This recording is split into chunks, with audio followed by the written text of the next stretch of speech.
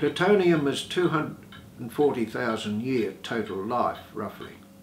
So it has a 24,000 year half-life, which just simply means that it halves its energy output every 24,000 years until about 240,000 years, and by that time it's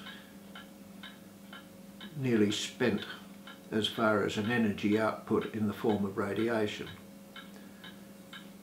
But you've got to look at all the others. Strontium-90, a 28-year half-life. So it's got a very short half-life. You've got a job to find that nowadays.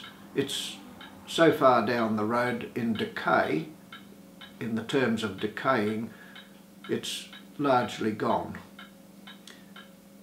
Cobalt-60, very short life.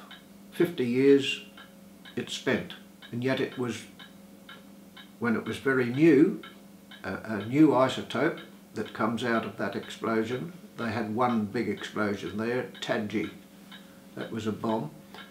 They put that in there to enhance the radiation, to make the bomb more effective on the battlefield, to kill people. If the bomb explosion doesn't kill you and the heat don't kill you, the radiation will. Oh, lovely people, these. They know how to make them efficient. It's all about killing. They don't want to disable them, they want to kill them. So that's that one, gone. Doesn't exist. You could go out there where that was so dangerous you could die for staying there for 5 minutes. That's all it took. Just stay there for 5 minutes and you're as good as dead. It might take 10, 20 years to kill you, but you'll still be dead.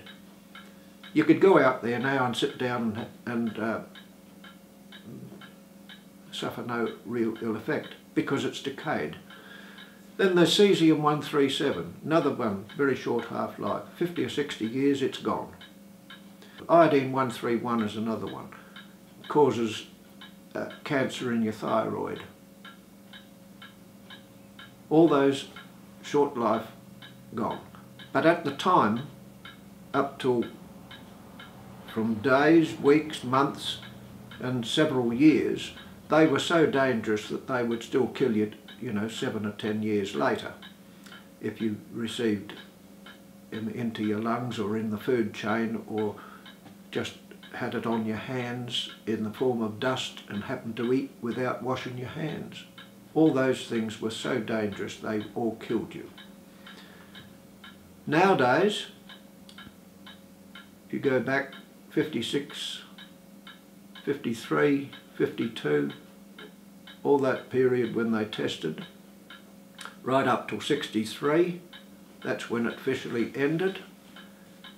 Most of these isotopes, bar the plutonium and U-238,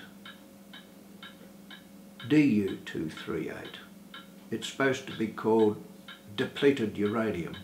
Well, don't believe that it's depleted. They call it depleted uranium because that's how the Americans fool the world. They put it in the tips of their shells to blast tanks that'll enter 2 foot of steel. You see what I mean? It's the hardest metal known to man. That one has a 5 million year life. Not 500 or 5,000. 5 million years life.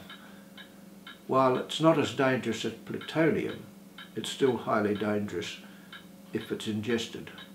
And that's what makes it so dangerous.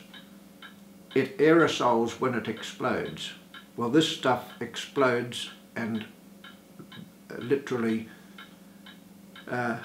goes into microscopic specks, and it hangs around. It doesn't lose its intensity like most of the others, including plutonium, which is only 240,000 years. So there's another problem. Who do we blame? Which isotope? Well, if you're around from the 50s, little kids that was born in the 50s are still likely to have an effect that it's in their body in the form of whatever it might have been in the milk, like strontium-90, and that could finish up in your bone and you could get bone cancer, which it does. The body didn't know it was radioactive because it mimics calcium. So close, it's an unnatural product. It doesn't occur in nature. But it's so close to calcium that the body couldn't differentiate between it. So it sends it straight to your bones. The little babies drank it, and the little kids at school got a pint of milk a day back in the 50s and 60s, provided by the government free. Every school kid that went to school every day got a pint of milk for nothing. That was the government policy.